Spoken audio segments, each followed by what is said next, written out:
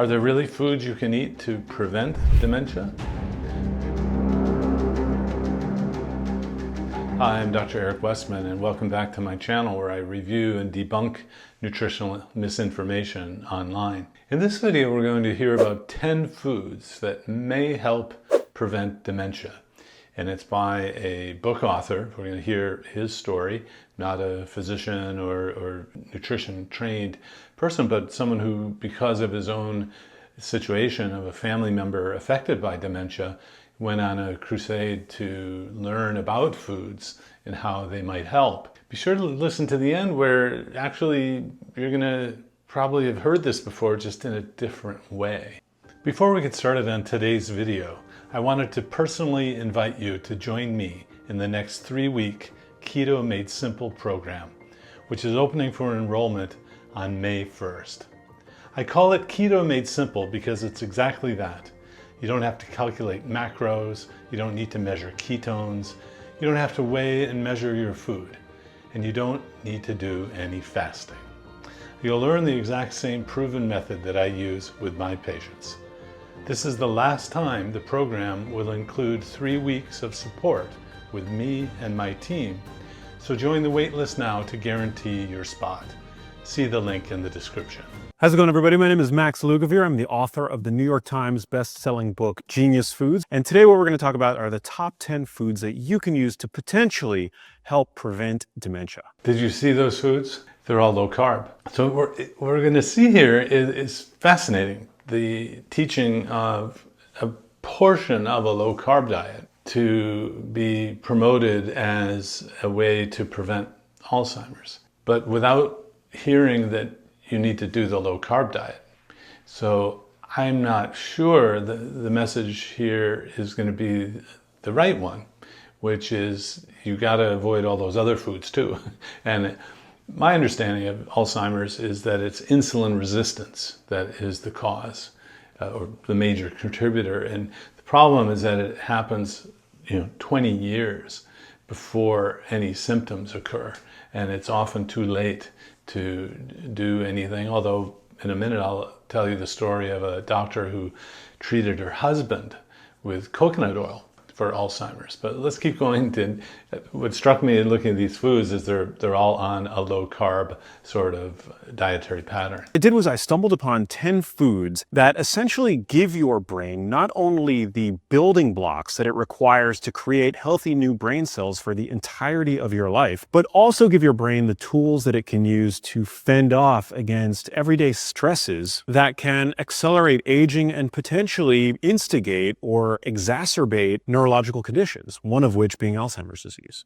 My co-author on End Your Carb Confusion, Amy Berger, wrote a book called The Alzheimer's Antidote, which was the information at that time put together in a book form, and it started pointing toward low carb diets as a treatment or preventive tool for Alzheimer's. Check out The Alzheimer's Antidote. There are even some foods that we can eat that can help protect your brain as it ages. So these are all the foods that I've uncovered in my research. Interesting. He is coming at it with protect your brain as it ages. Well, these are great foods at any point of your life. Over here, we can start with almonds. Now, really all nuts are healthy, but almonds in particular I've highlighted because they are a top source of dietary magnesium. Here we have blueberries. Blueberries are tremendous. They are rich in anthocyanins, which gives them their beautiful blue color. But these compounds have been validated in human observational studies to help protect the brain as it ages. Dark chocolate, it's a sweet treat, but it also packs a powerful health wallop. And that is because dark chocolate, again, is a very good source of dietary magnesium, and it also is full of what are called cocoflavanols, which have been shown to benefit cardiovascular health. Interesting so far, and as it continues, are you noticing that these are all very low sugar and very low starch types of foods? I guess the blueberries are high in sugar, but you just don't have a lot of them, and you can maintain eating all of these on a low carb or keto diet. What's missing here is the concept that insulin resistance, which is from the bread, pasta, rice, fruit, all those other foods that people typically eat, well, that is probably what's causing the problem in the first place.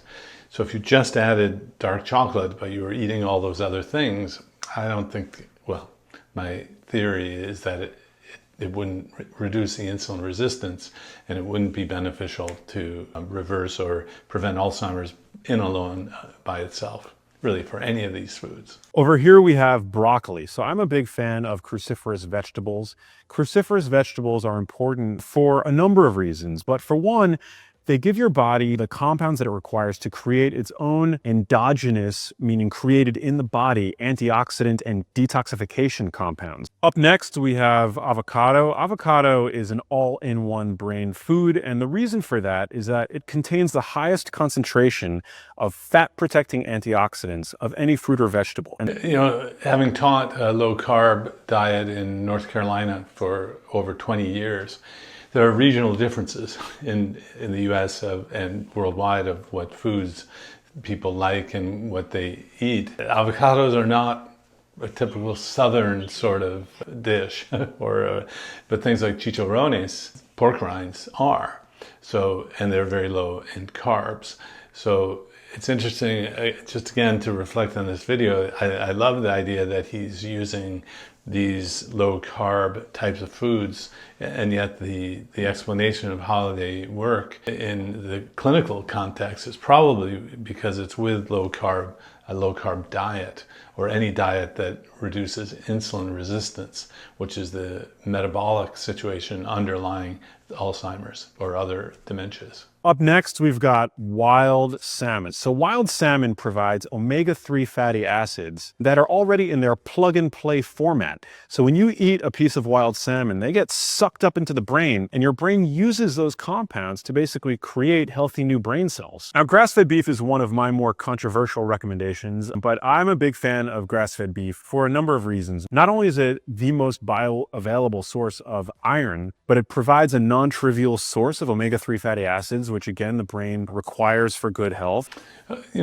Many people in my clinical sphere are unable to afford certain foods, and this clearly is a video for people without regard to ability to pay, and that's okay. It's touching on the sensibilities of the climate change and how to treat animals, which grass-fed beef is one way to help with those issues, which is interesting. It's actually a real common issue for certain age groups now to eat for the environment, for example, and there's a mistaken notion that by not eating meat or animal products that you're actually going to save the planet. More on that later, but I wanted to get to the idea of helping somebody with Alzheimer's.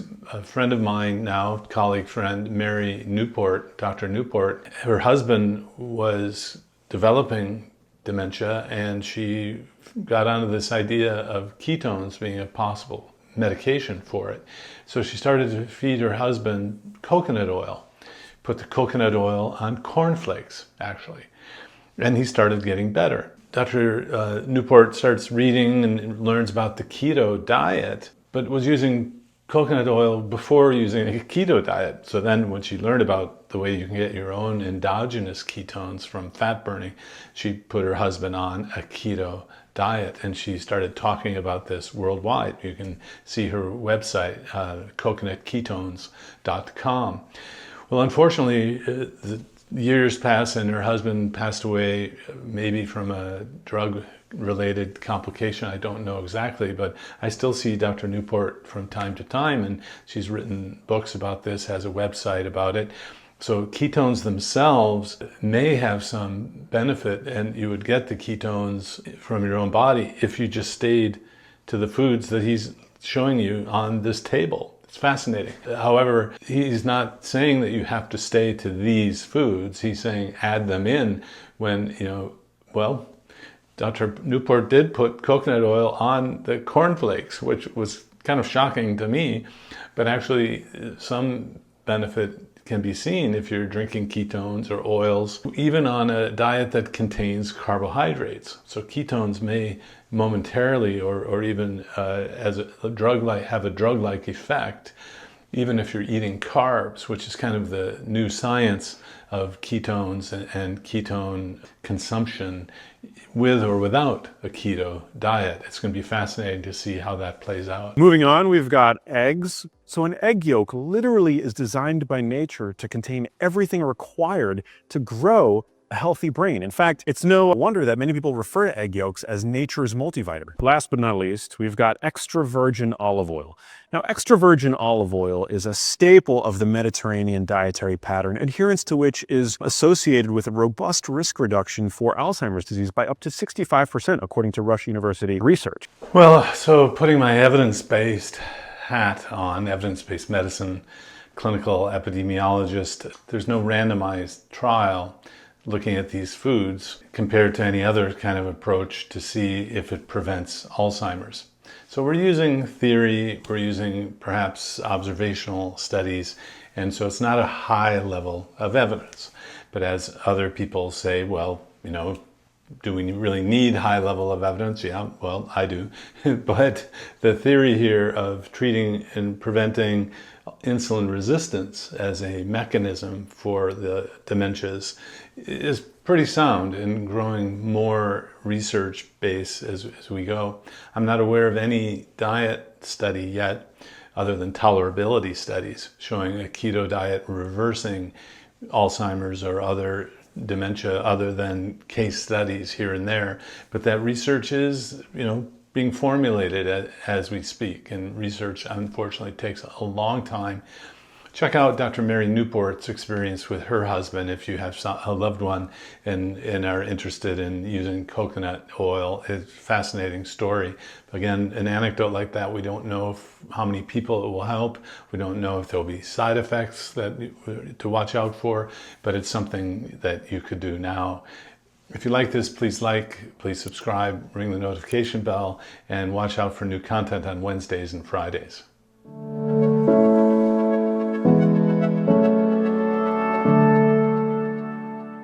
If you enjoyed this video, be sure to like, subscribe, and hit the notification bell, and check out adaptyourlifeacademy.com.